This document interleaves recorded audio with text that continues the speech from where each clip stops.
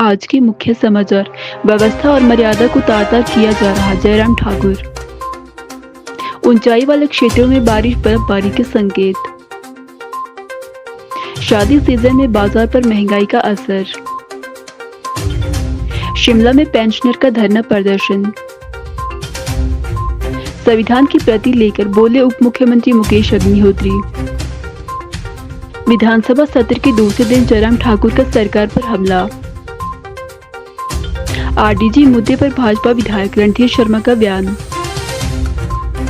चाय की दुकान में आग लगने से 3 लोग झुलसे। अब समाचार विस्तार से।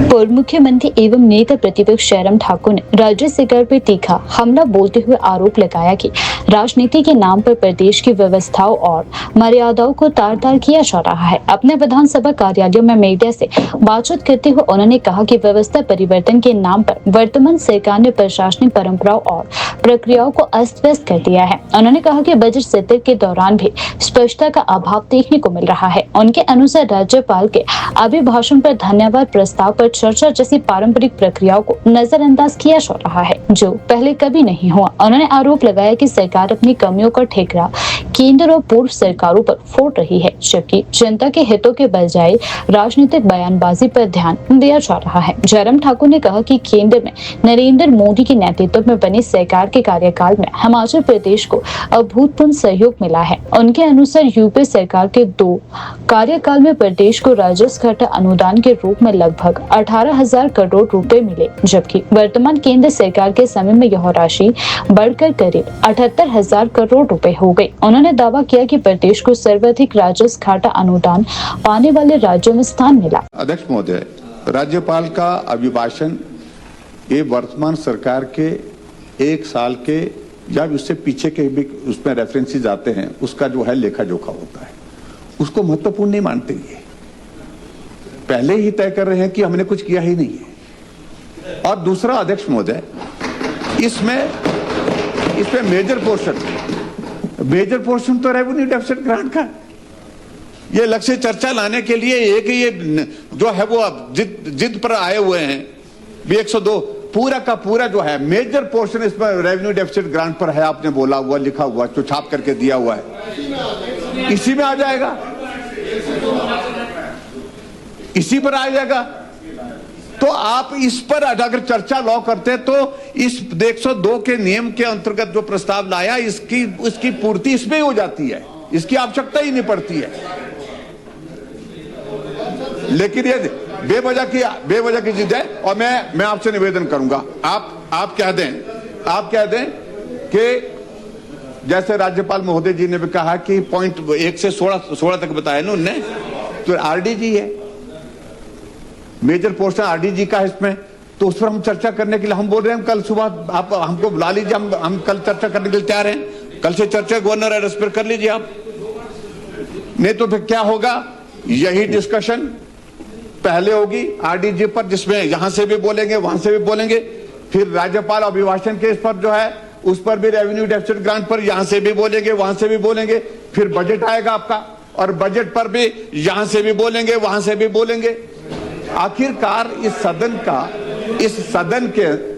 का समय आप कह रहे हैं कि बहुत महत्वपूर्ण है।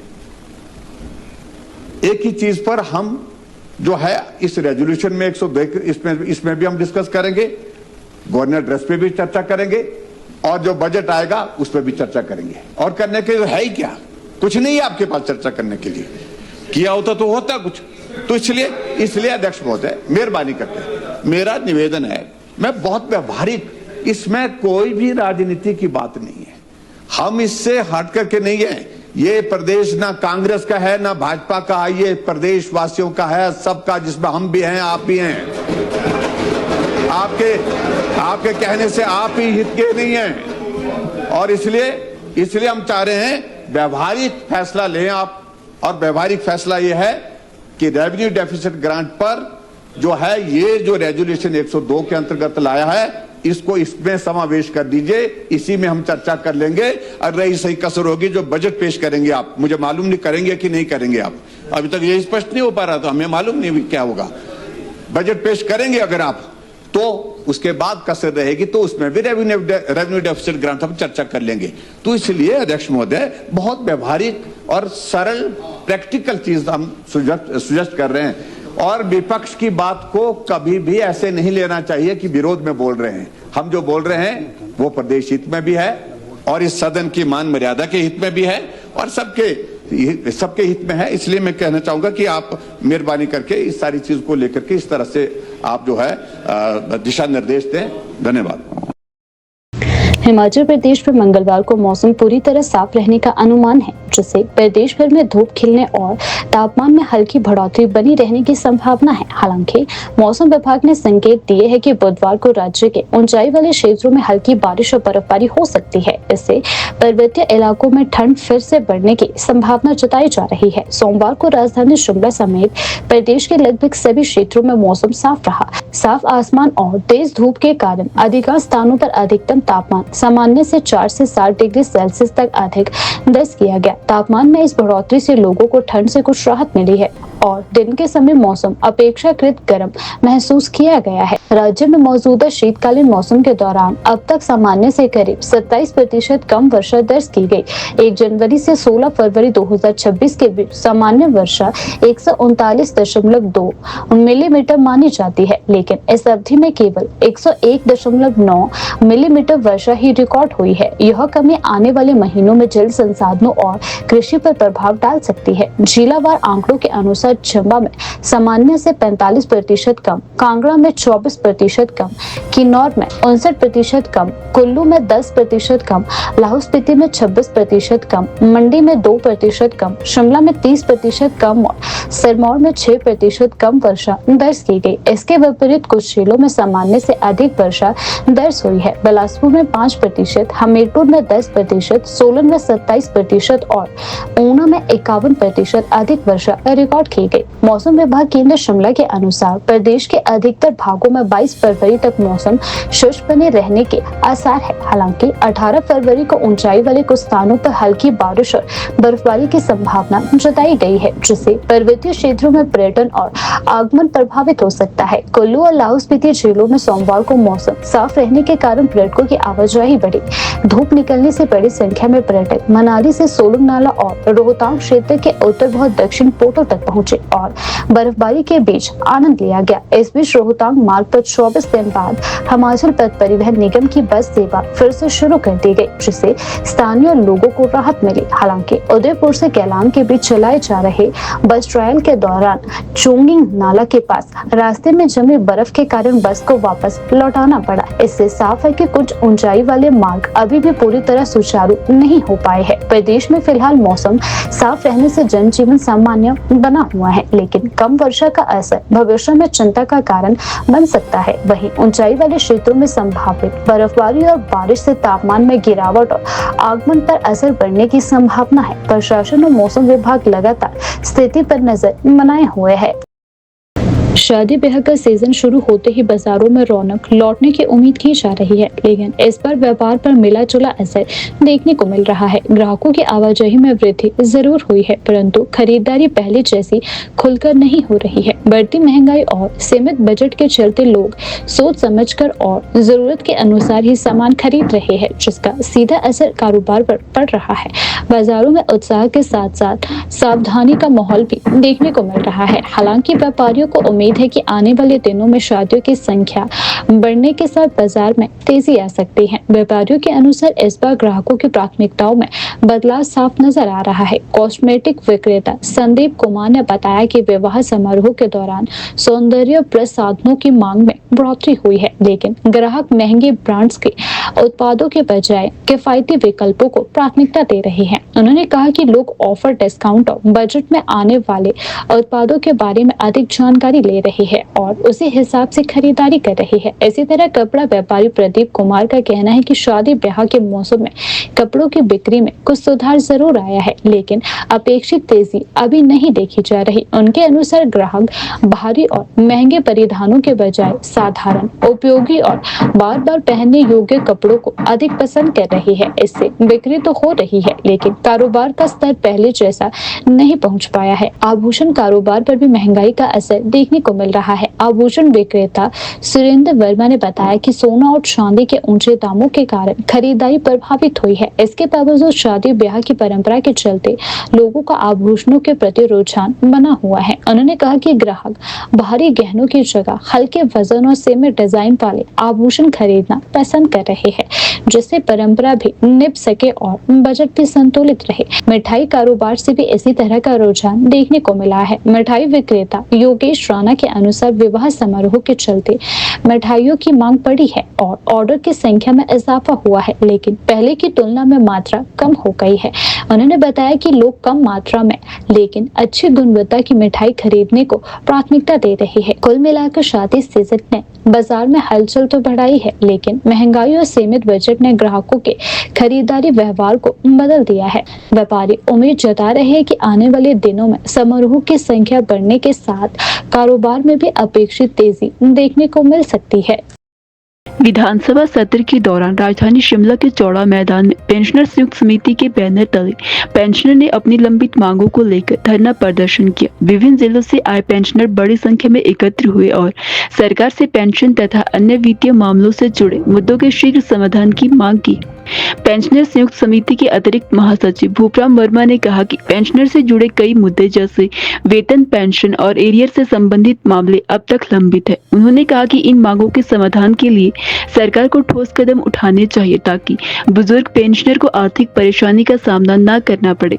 समिति के महासचिव इंद्रपाल शर्मा ने कहा कि यदि सरकार जल्द ही पेंशनर की मांगों पर सकारात्मक निर्णय नहीं लेती तो भविष्य में आंदोलन को और तेज किया जाएगा। उन्होंने कहा कि पेंशनर मजबूर होकर सड़कों पर उतरने के लिए बाध्य होंगे और नियमित धरना प्रदर्शन करेंगे। उन्होंने यह भी स्पष्ट किया कि पेंशनर का आरडीजी जैसे मुद्दों से कोई प्रत्यक्ष सरोकार नहीं है, बल्कि उनका मुख्य फोकस पेंशन से जुड़े सवालों और सुविधाओं के समाधान पर है। धरने के दौरान पेंशनर ने सरकार से संवाद स्थापित कर समस्याओं के समाधान की मांग की। उनका कहना था कि वर्षों तक सेवा देने के बाद पेंशन ही उनकी आजीविका का मुख्य आधार है और इसमें देरी या अनिश्चितता उन्हें आर्थिक रूप से प्रभावित करती है। जैसा आप लोगों को पता है कि आज हिमाचल प्रदेश संयुक्त संघर्ष समिति के बैनर तले आदरणीय श्री सुरेश ठाकुर जी जो हमारे अध्यक्ष हैं और जो हमारे 18 पेंशनरों के बड़े संगठन है का यहाँ आज चौड़ा मैदान में सांकेतिक एक दिन का धरना प्रदर्शन का आयोजन किया जा रहा है, जिसमें हिमाचल प्रदेश के सभी जो हमारे प्रदेश के 18 संगठनों के प्रमुख हैं, प्रधान है, जनरल सेक्रेटरी है, वो पदाधिकारियों ने यहाँ भाग लिया है। और सरकार के पास जो हमने 3-4 महीने से जो हमारा 14 मांग सूत्री पत्र माननीय मुख्यमंत्री जी को हमने दिया है, उस पर हमारी जो मुख्य मांगे हैं 1/1/16 से 31/1/2022 तक जो छठे वेतन आयोग के ड्यूज हैं, नंबर 1 पे तो है, दूसरी जो 13% डीए की किस्त है और 146 महीने का जो एरियर है, चिकित्सा भत्ता बिलों के जो अदायगी है और इसके अलावा अन्य मांगे हैं, उसके संदर्भ में हम आज यहाँ अपनी मांगों को मनवाने के लिए यहाँ एकत्रित हुए हैं। देखिए, आज जो हमारा धरना प्रदर्शन हो रहा है, ये सरकार ने एक बहुत षड्यंत्र रचाया कि हमें पहले 18 तारीख को परमिशन दी धरना प्रदर्शन करने की और कल 3 बजे हमें बताया गया कि आपको 18 की कैंसिल की जाती है और धरना प्रदर्शन जो है 17 की परमिशन जो है चौड़ा मैदान में दी जा रही है। तो ये सरकार का एक बहुत बड़ा षड्यंत्र था कि ये आंदोलन फेल हो जाए, लेकिन हमारी जितनी संख्या हाजिरी होनी चाहिए थी उतनी संख्या में हमारे रिप्रेजेंटेटिव जितने भी हैं वो यहाँ पर हाजिर हैं। हमारा 14 सूत्रीय मांग पत्र जो है वो ऑलरेडी हमने माननीय मुख्यमंत्री महोदय को और हिमाचल प्रदेश सरकार को हमने सौंपा हुआ है। और हिमाचल प्रदेश सरकार ने जो कुप्रबंध जो है, जिससे वित्तीय संकट जो है आज हिमाचल प्रदेश में पैदा कर दिया है, और जैसे ही जो प्रस्तुति जो है अभी वित्त प्रधान सचिव जो है हमारे वित्त सचिव दिवेश जी, जिन्होंने अपनी प्रस्तुति जो है माननीय मुख्यमंत्री के सामने पेश की, उसमें साफ साफ कहा कि हिमाचल प्रदेश की वित्तीय स्थिति बहुत खराब है और आने वाले समय में कर्मचारियों और पेंशनरों की डीए जो है वो फ्रीज हो सकता है, जितने भी हमारे एरियर हैं वो नहीं दिए जाएंगे, और उसके बाद जो हमारा 7th पे कमीशन है वो उसकी इम्प्लीमेंटेशन नहीं होगी, उसके बाद सारा और दूसरी हिम केयर योजना है वो बंद हो जाएंगी, और इसके अलावा बहुत सारी योजना है जिसमें कटौती का जो है उन्होंने अपनी प्रस्तुति जो दी है, और हमें पेंशन जो है मिलनी चाहिए। और डीएस निकारा के केस में साफ साफ कहा है कि ये जितनी भी हमारे देनदारी हैं, that is not binding on the part of the state government. ये कोई स्टेट गवर्नमेंट की खराद नहीं है, ये हमारा कमाया हुआ धन है, वो मिलेगा, ये राइट है, हमारा कॉन्स्टिट्यूशन भी है और संविधानिक भी हमारा राइट है, वो मिलना चाहिए।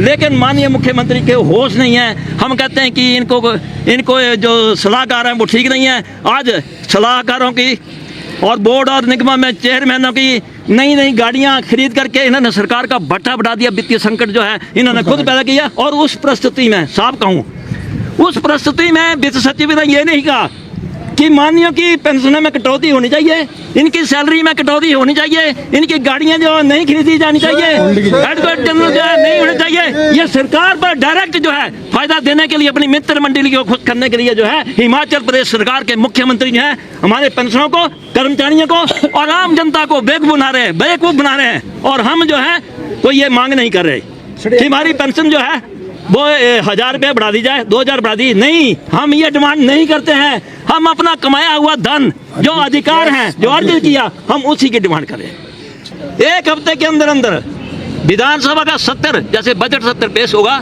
बजट जिस दिन पेश होगा उस दिन हजारों की संख्या में हमारे 18 संगठन जो हैं उनके पेंशन जो है आकर के हम उग्र प्रदर्शन जो है इस चौड़ा मैदान से शुरू करेंगे और पूरी विधानसभा तक हमारा एजिटेशन जो वो होने वाला है। और उसमें माननीय मुख्यमंत्री महोदय एक हफ्ते के अंदर अंदर अभी भी हमारे डेपुटेशन को बुलाओ और इसका समाधान निकाल लो, नहीं तो हमारी आर पार की लड़ाई है। हम धरना प्रदर्शन पर फिर रेगुलरली बैठेंगे और हमारी हजारों की संख्या में रैली जो है वो शिमला में होने जा रही है। हिमाचल प्रदेश के उप मुख्यमंत्री मुकेश अग्निहोत्री ने संविधान की प्रति हाथ में लेकर केंद्र राज्य संबंधों और वित्तीय सहायता के मुद्दे पर अपनी बात रखते हुए कहा कि संविधान की धाराओं में स्पष्ट रूप से संघीय ढांचे की व्यवस्था का उल्लेख है और देश इसी ढांचे के आधार पर संचालित होता है। मीडिया से बातचीत के दौरान उन्होंने कहा कि उप मुख्यमंत्री ने आरोप लगाया कि प्रदेश से जुड़ी वित्तीय व्यवस्थाओं में पहले जीएसटी से संबंधित सहायता प्रभावित हुई और अब राजस्व घाटा अनुदान को भी बंद कर दिया गया है। उन्होंने कहा कि हिमाचल प्रदेश के लिए आरडीजी बेहद आवश्यक है और इसके बिना राज्य की आर्थिक स्थिति पर असर पड़ सकता है। उनका कहना था कि अन्य बड़े राज्यों को विभिन्न माध्यमों से केंद्र से सहयोग मिलता रहा है, लेकिन इन छोटे राज्यों के लिए ऐसे अनुदान महत्वपूर्ण भूमिका निभाते हैं। उन्होंने कहा कि यदि केंद्र सरकार को आरडीजी समाप्त करना था तो पहले राज्य को चेतावनी या पर्याप्त समय देना चाहिए था ताकि वे वैकल्पिक व्यवस्था कर सके। उप मुख्यमंत्री ने कहा कि जो लोग हिमाचल के हितों के मुद्दों पर साथ नहीं देंगे उन्हें इतिहास याद रखेगा। उन्होंने इस विषय को राज्य के हितों से जुड़ा बताते हुए सभी पक्षों से सहयोग की अपील की है। बीजेपी एक बात लगातार ये कह रही है कि आरडीजी आपको कहाँ से अधिकार मिलता है, तो ये भारत का संविधान है, ये हमारे संविधान में अंकित है और ये भी स्पष्ट है कि वित्त आयोग बना करेगा 5 साल के बाद, वो भी उसका अनुच्छेद भी स्पष्ट है। ग्रांट्स को पैसे टोटल फंड को कैसे बांटा जाएगा वो भी स्पष्ट है और पैसे को यूनियन कैसे आगे दे सकती है इसकी सारा उल्लेख है। तो आप समझ सकते हैं कि देश के कर्णधारों ने, देश के जो हमारे नेता थे, उन्होंने कितने संजीदगी से ये प्रश्न उसी वक्त हल कर दिए थे। लेकिन आज जो है, जो हिमाचल प्रदेश पहाड़ी राज्य है, छोटा प्रदेश है, आय का कोई साधन नहीं है और जब प्रदेश बना था उस समय भी पता था कि ये प्रदेश पहाड़ी प्रदेश है और पहाड़ी प्रदेश को केंद्र की मदद की ज़रूरत रहेगी। हिमाचल की तो आरडीजी ज़रूरत है। हिमाचल प्रदेश को हर साल 10,000 करोड़ रुपए का नुकसान होने जा रहा है, हर साल 10,000 करोड़। अब हमारे जो पूर्व में मुख्यमंत्री रहे उनको 16,000 करोड़ रुपया तो मिला जीएसटी का और उनको 55,000 करोड़ मिला आरडीजी का, 70,000 करोड़ रुपया उनको मिला। इसके बावजूद उन्होंने कर्मचारियों की देनदारियां नहीं दी। हमें तो सिर्फ 17,000 करोड़ रुपया मिला। उसके बावजूद भी हमने ओपीएस शुरू की तो हमारा 1800 करोड़ रुपया काट लिया गया कि आप कर्मचारी को ओपीएस क्यों दे रहे हैं। हमारे लोन लेने पे लिमिट लगा दी गई कि आप जो है 10,000 करोड़ से ज़्यादा का लोन नहीं लेंगे। हमारी फॉरेन फंडिंग पे रोक लगा दी गई। सब कुछ अपने हाथ में लेते जा रहे हैं। और हमने तो विपक्ष से आग्रह किया है, हाथ जोड़ के कहा है कि भाई ये हिमाचलियत का सवाल है, हिमाचल का सवाल है, ये पार्टियों का सवाल नहीं है। सरकारें आती जाती रहेंगी, मुख्यमंत्री बनते रहेंगे, बिगड़ते रहेंगे, लेकिन जो हिमाचल को निर्णायक नुकसान हो रहा है, जिस राशि का नुकसान हो रहा है, इसकी बहाली करने के लिए यहाँ हाउस से सर्वसम्मति से रेजोल्यूशन जाना चाहिए। जो लोग हाउस के रेजोल्यूशन में जो है हिमाचल का साथ नहीं देंगे, वो फिर समझ सकते हैं कि हिस्ट्री में लिखे जाएंगे। पहले भी हो चुका है, जब हिमाचल बन रहा था तो लोगों ने नारा दिया था स्टेटहुड मारोठुड। आज दिन तक वो बात याद की जा रही है कि किन लोगों ने कहा था स्टेटहुड मारोठुड, कि हम राज्य के खिलाफ हैं। आज वही लोग जो है आज आरडीजी के खिलाफ हैं। तो इसलिए आरडीजी बहाली के लिए जो यहाँ रेजोल्यूशन असेंबली में होगा, प्रधानमंत्री जी से आग्रह किया जाएगा कि इसको रिकंसिडर किया जाए और हिमाचल को उसका हक दिया जाए। देखो, जब यहाँ पे सरकार तोड़ने की बात आई, जब ऑपरेशन लोटस हो रहा था, तब उन्होंने अंदर कहा था अब तो भगवान भी जो है सरकार को नहीं बचा सकता। अब जब आरडीजी बंद हुई तब उन्होंने बाहर भाषण दे दिया, चुनाव के लिए तैयार हो जाओ, चुनाव आ रहे हैं। तो उससे विपक्ष की मंशा स्पष्ट हो रही है कि वो किस ढंग से जो है बात कर रहे हैं, उनकी भावना क्या है। हमने तो उनको ये कहा है कि इतनी जल्दी क्या है, 1.5 साल बाद चुनाव हो जाने हैं, लेकिन राज्य के नुकसान से परहेज करें। हिमाचल प्रदेश की आरडीजी पे डिपेंडेबिलिटी 13% की है और कर्नाटक की 1% की है। उनको कोई फर्क नहीं पड़ता क्योंकि उनका टैक्स बेस बहुत है, उनके रिसोर्सेज बहुत हैं। हिमाचल के पास रिसोर्स क्या है, आप ये बताओ ना। एक एक्साइज का पैसा है और बिल्कुल इतना सा जो है 300-400 करोड़ रुपया सारा माइनिंग का पैसा है। पावर प्रोजेक्ट से कुछ पैसा आता है और कुछ ट्रांसपोर्ट से पैसा आता है। तो इससे ज़्यादा आप बताओ कि हिमाचल के पास रिसोर्सेज क्या है। सेब की आप वो देख रहे हैं कि किस ढंग से दुर्गत हो रही है और विदेश के सेब के लिए कैसे द्वार खोले जा रहे हैं। तो इसलिए हिमाचल की प्रैक्टिकल डिफ़िकल्टी है। आरडीजी हिमाचल की ज़रूरत है, केंद्रीय अनुदान हिमाचल की ज़रूरत है और इसको बंद करना हिमाचल प्रदेश के साथ बहुत बड़ा फ्रेम है। विधानसभा सत्र के दूसरे दिन मीडिया से बातचीत करते हुए भाजपा के नेता प्रतिपक्ष जयराम ठाकुर ने राज्य सरकार और उप मुख्यमंत्री के बयानों पर निशाना साधा। उन्होंने कहा कि उन्हें उम्मीद थी कि उप मुख्यमंत्री तार्किक बात करेगी, लेकिन वे अपनी बात स्पष्ट रूप से नहीं रख पाए कि सरकार आगे क्या करना चाहती है। उन्होंने दावा किया कि वित्त आयोग के दौर में पूर्व में हिमाचल को सीमित आर्थिक सहायता मिली थी, जबकि वर्तमान केंद्र सरकार के कार्यकाल में सहायता राशि में उल्लेखनीय वृद्धि हुई है। जयराम ठाकुर ने उप मुख्यमंत्री के बयानों को निराशा से प्रेरित बताते हुए कहा कि कांग्रेस सरकार के 3 वर्ष पूरे होने पर आयोजित कार्यक्रम में भी इसी तरह की भाषा का इस्तेमाल किया गया था। उन्होंने राज्य की वित्तीय स्थिति का जिक्र करते हुए कहा कि केंद्र द्वारा पहले ही खर्चों में कटौती की सलाह दी गई थी, लेकिन राज्य सरकार ने उस पर ध्यान नहीं दिया। उन्होंने कहा कि विपक्ष प्रदेश के हितों से जुड़े मुद्दों पर आवाज उठाता रहेगा और जहाँ सहयोग की आवश्यकता होगी वहाँ सहयोग देगा, लेकिन राजनीतिक मुद्दों पर संघर्ष जारी रहेगा। साथ ही उन्होंने दावा किया कि वर्तमान सरकार को आगे सहयोग मिलना कठिन प्रतीत होता है। उम्मीद करता था कि मुकेश अग्निहोत्री जो है वो लॉजिकल बात करेंगे। इसका रास्ता क्या है, तरीका क्या है और सरकार का पक्ष क्या है, मुख्यमंत्री जी स्पष्ट नहीं कर पाए कि हमको करना क्या है, और ना ही आज उप मुख्यमंत्री बोल पाए, वो भी स्पष्ट नहीं कर पाए कि उनको करना क्या है। आर्टिकल 275(1) का जिक्र करते रहे और 271 आर्टिकल में बड़ा क्लियर है कि रेवेन्यू डेफिसिट ग्रांट का जिक्र उसमें नहीं है, सेंट्रल ग्रांट्स का उसमें जिक्र है और उसमें विशेष तौर से जो ट्राइबल का सेक्शन है, समाज है, एरिया है, उनके क्षेत्र में डेवलपमेंट के काम ठीक तरह से हो, उन सारी चीजों को लेकर के उसमें फोकस ज्यादा किया, उसका रेफरेंस किया उसमें। और जब से मोदी जी प्रधानमंत्री बने हैं 14वें और 15वें वित्त आयोग में हिमाचल प्रदेश को रेवेन्यू डेफिसिट ग्रांट का 78,000 करोड़ मिला है। 60,000 करोड़ रुपए कांग्रेस के कंपैरिजन में ज्यादा मिला है। अगर अन्याय हुआ है तो अन्याय कांग्रेस की सरकार जब केंद्र में थी, मनमोहन सिंह जी बड़े देश के बड़े अर्थशास्त्री प्रधानमंत्री थे, उस दौरान हुई है। और हिमाचल के हितों की लड़ाई जोरदार ढंग से सिर्फ कांग्रेस नहीं लड़ती है, भारतीय जनता पार्टी भी उसमें जो है पीछे नहीं है। भारतीय जनता पार्टी इनसे बेहतर ढंग से लड़ रही है। आज भी रेवेन्यू डेफिसिट ग्रांट के बारे में केंद्र के जो रेलेवेंट लोग हैं, जो जिनसे हमको बात करनी है, हम लगातार उनके साथ संपर्क में हम बात कर रहे हैं कि रास्ता क्या निकल सकता है। और आज रेवेन्यू डेफिसिट जिस तरह से ये भाषा का इस्तेमाल कर रहे हैं, अगर एक राज्य हिमाचल प्रदेश के लिए बंद की होती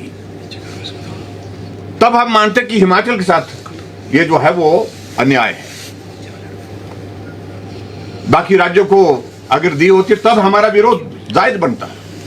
जब सभी राज्यों को रेवेन्यू डेफिसिट ग्रांट बंद हुई है और जब फाइनेंस कमीशन ने पिछली बार बड़ा स्पष्ट शब्दों में कहा कि हम इसको टेपर डाउन कर रहे हैं, और टेपर डाउन करने का मतलब है कि आप रेवेन्यू डेफिसिट ग्रांट की आदत ना डालें। आने वाले समय में बिना रेवेन्यू डेफिसिट ग्रांट के आपको प्रदेश चलाने की तैयारी करनी होगी। और अब की बात 16 फाइनेंस कमीशन में इस बात को लेकर के फाइनेंस कमीशन ने कुछ पॉइंट्स का जिक्र भी किया है। स्टेट को अपने रिसोर्सेज जनरेट करने के लिए कहा गया बार बार, स्टेट को अपने खर्चे कम करने के लिए कहा बार बार, लेकिन स्टेट को कुछ जगह इस प्रकार से आदत से बन गई है, ना खर्चे कम कर रहे हैं, ना रेवेन्यू जनरेट करने के लिए अपना प्लान कर रहे हैं। जिस प्रकार से कांग्रेस पार्टी इस बात को खड़ा करने की कोशिश कर रहे हैं कि हम ही हिमाचल के हितों की लड़ाई लड़ रहे हैं, ऐसा कभी हुआ नहीं। अगर हितों की लड़ाई लड़ रहे होते तो मनमोहन सिंह जी 10 साल तक प्रधानमंत्री रहे, तो 60,000 करोड़ रुपए का नुकसान हुआ हिमाचल प्रदेश को जो दिया जा सकता था, जो जिसका मैं जिक्र कर रहा हूं, जो रेवेन्यू डेफिसिट ग्रांट की एक चीज में 18,000 करोड़ रुपए उनके दौरान मिला 10 साल में, और 78,000 मोदी जी के सरकार में मिला हिमाचल प्रदेश का। इसका जवाब कांग्रेस के नेताओं के पास है। कर्नाटक की सरकार कांग्रेस पार्टी की हिमाचल को रेवेन्यू डेफिसिट ग्रांट का विरोध करती है, इसका जवाब कांग्रेस पार्टी के पास है नहीं है। इसलिए वो बेहतर होगा कि वो अपनी बात कहे, केंद्र के सामने लॉजिक के साथ, तर्क के साथ, शांति के साथ और प्यार के साथ बात करे। और ये कन्फ्रंटेशन ये किसी तरह से भी उचित नहीं है। भाजपा के नैना देवी से विधायक रणधीर शर्मा ने मीडिया से बातचीत करते हुए उप मुख्यमंत्री मुकेश अग्निहोत्री के हालिया बयान पर प्रतिक्रिया दी। उन्होंने कहा कि उप मुख्यमंत्री संविधान की प्रति लेकर मीडिया के सामने पहुंचे, लेकिन राजस्व घाटा अनुदान जैसे मुद्दे पर सरकार को ठोस नीतिगत कदम उठाने चाहिए। रणधीर शर्मा ने कहा कि यदि राज्य सरकार इस विषय पर स्पष्ट नीति बनाकर आगे बढ़ती है तो विपक्ष प्रदेश के हित में उनके साथ खड़े होने को तैयार है। हालांकि उन्होंने आरोप लगाया कि कांग्रेस सरकार आरडीजी को पूरी तरह राजनीतिक मुद्दा बना रही है, जो उचित नहीं है। उन्होंने जोर देकर कहा कि इस तरह के वित्तीय मामलों पर राजनीति की बजाय समाधान और समन्वय की आवश्यकता है, ताकि प्रदेश के हित सुरक्षित रह सके। इस सत्र में जो पिछले कल से सरकार द्वारा नियम 102 के अंतर्गत आरजीडी समाप्त होने के संबंध में सरकारी संकल्प लाया गया है, उस संकल्प में संविधान की धारा 275 और 280 का जिक्र है। इसलिए मैंने पिछले कल इस चर्चा में भाग लेते हुए कहा था कि 280 आर्टिकल तो ठीक है, वो देश में वित्त आयोग के गठन की बात कहता है, परंतु का प्रावधान है और वो ग्रांट्स अभी भी दी गई हैं, आगे भी दी जाएगी। तो मैंने कहा था आरडीजी संवैधानिक अधिकार नहीं है जो आप कह रहे हैं, क्योंकि आर्टिकल 275 में कहीं रेवेन्यू डेफिसिट ग्रांट आरडीजी का जिक्र पेज दिखाए थे, परंतु वो पूरा संविधान उठा लाए पर उस संविधान में भी रेवेन्यू डेफिसिट ग्रांट, राजस्व घाटा अनुदान, ये 3 शब्द नहीं दिखा। हालत वही हुई जैसे उनके नेता के प्रावधानों का पूरा ध्यान रखा जाए। जिन ग्रांट्स की चर्चा आर्टिकल 275 में है, वो ग्रांट्स 16 में वित्त आयोग में दे भी दी गई हैं और आगे देने का प्रावधान। आरडीजी में कटौती की गई थी। 12वें वित्त आयोग में 10,000 करोड़ से ज़्यादा धनराशि थी और 13वें वित्त आयोग में जब केंद्र में कांग्रेस की सरकार थी, हिमाचल में भारतीय जनता पार्टी की सरकार थी, 2010 में उस आरडीजी को घटाकर 10,102 करोड़ से घटाकर 7,800 करोड़ कर दिया गया था। तब कांग्रेस कहाँ थी? तब ये हिमाचल प्रदेश में विधायक कांग्रेस के थे, तब ये कैसे चुप थे कि पहले साल ज़्यादा, फिर उससे कम, फिर उससे कम, फिर उससे कम करते करते 5 साल बाद बंद होने।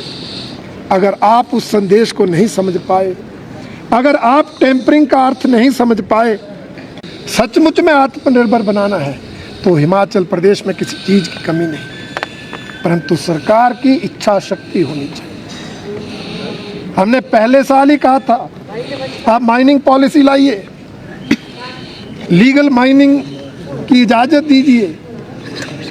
3 साल में माइनिंग पॉलिसी नहीं बना पाए और मैं दावे के साथ कहता हूँ, माइनिंग पॉलिसी अगर सही ढंग से बन जाए और इम्प्लीमेंट हो जाए तो जितना आरजीडी में 5 साल के लिए मिलता है उतना हम 1 साल में ही कमा लें। परंतु इन्हें इलीगल माइनिंग को बढ़ावा देना है, इसलिए माइनिंग पॉलिसी नहीं। हम टूरिज्म सेक्टर को प्रमोट कर लें, केंद्र के बजट का फ़ायदा उठा लें। 50 पर्यटन केंद्र देने की बात हुई है, हम उसमें से हिमाचल काम करें, नए डेस्टिनेशन बनाए, हम टूरिज्म सेक्टर में आगे बढ़ सकें। केंद्र के बजट में मैन्युफैक्चरिंग सेक्टर में बहुत बड़े बड़े प्रावधान हैं, इंडस्ट्रियल हब बनाने का, केमिकल पार्क बनाने का, फार्मास्यूटिकल हब बनाने का, टेक्सटाइल फार्म बनाना। हम उन योजनाओं का लाभ उठाकर हिमाचल प्रदेश में निवेश करवाएं, इन्वेस्टमेंट करें, ताकि रोजगार भी मिले, हिमाचल प्रदेश की जीडीपी भी बढ़े, और जब जीडीपी बढ़ेगी लोन की लिमिट भी बढ़ेगी, हमारी सारी समस्याओं का समाधान होगा। हम प्रदेश के हितों के साथ खड़े हैं। आज हिमाचल प्रदेश को अपने पैरों पर खड़ा करने के लिए अगर कड़े फैसले और भी कोई लड़ाई लड़नी है, उसमें हम पीछे नहीं हैं, परंतु हमें समय को समझना है। बैसाखियों को छोड़कर प्रदेश को आत्मनिर्भर सच में बनाना है तो उसके लिए कड़वे निर्णय भी लेने पड़ेंगे, नीतिगत फैसले भी लेने पड़ेंगे और हिमाचल प्रदेश के लोगों को समृद्ध और खुशहाल बनाना। स्थानीय बाजार में एक चाय की दुकान में आग लगने से 3 लोग झुलस गए, जिनमें से एक की हालत गंभीर होने पर उसे एम्स रेफर किया गया। घटना सुबह करीब 5 बजे की बताई जा रही है। जानकारी के अनुसार पुरुषोत्तम चंद पुत्र गोरखराम जब सुबह दुकान खोलने पहुंचे तो उन्होंने दुकान के भीतर आग लगी देखी। उन्होंने शटर खोलने की कोशिश की, लेकिन अत्यधिक गर्मी के कारण वह सफल नहीं हो सके। इसी दौरान पड़ोस में किराना दुकान चलाने वाले कमलेश कुमार और दूध की सप्लाई करने वाले राकेश कुमार भी मौके पर पहुंच गए और शटर खोलने का प्रयास करने लगे। इसी बीच दुकान के अंदर रखे सिलेंडर के फटने से जोरदार धमाका हुआ, जिससे शटर भी क्षतिग्रस्त हो गया और तीनों आग की चपेट में आ गए। हादसे में कमलेश कुमार करीब 70% झुलस गया और उसके चेहरे और पैरों पर भी चोटें आई है। पुरुषोत्तम चंद और राकेश कुमार भी आग से घायल हो गए। घायलों को तुरंत मेडिकल कॉलेज पहुंचाया गया, जहां प्राथमिक उपचार के बाद गंभीर रूप से झुलसे कमलेश कुमार को आगे के उपचार के लिए एम्स रेफर कर दिया गया। घटना की सूचना मिलने पर हल्का पटवारी ललित मोहन, नायब तहसीलदार जोगिंदर कुमार और कानूनगो डिम्पल रंजन मौके पर पहुंचे। पुलिस ने भी घटनास्थल का निरीक्षण किया, जबकि फायर ब्रिगेड ने पहुंचकर आग पर काबू पाया। घटना की जानकारी मिलने पर व्यापार मंडल के पदाधिकारी भी मौके पर पहुंचे। व्यापार मंडल ने स्थानीय व्यापारियों के सहयोग से पीड़ित कमलेश कुमार और पुरुषोत्तम चंद को 21 हजार रुपए की आर्थिक सहायता प्रदान की। साथ ही प्रशासन से पीड़ित परिवारों को अतिरिक्त राहत उपलब्ध कराने की मांग की गई। मामले की पुष्टि एसपी हमीर बलवीर सिंह ने की है। पुलिस घटना के कारणों की जाँच में जुटी हुई है।